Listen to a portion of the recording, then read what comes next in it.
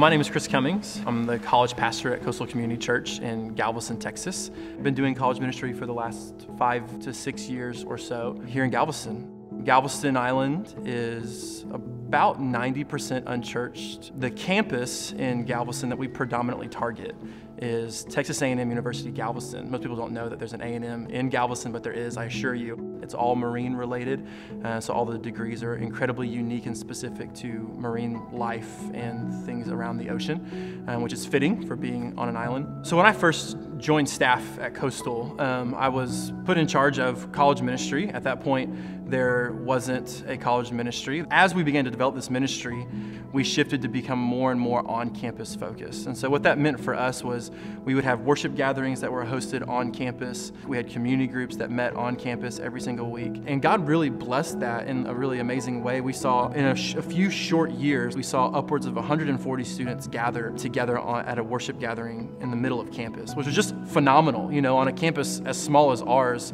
140 people equates to roughly 8% of the entire student body, which is just amazing in and of itself. But what we began to realize is that even though we were great at adding people into our ministry and adding more people into the worship gathering experience, we weren't really making disciples who were making disciples. And that's when we really started to take a hard look at what it would look like to shift, to invest in our leaders, build up our leaders, turn them into these disciple makers and release them on campus to make disciples who make disciples. And over the past really year and a half, 2 years, that's been the shift of our ministry.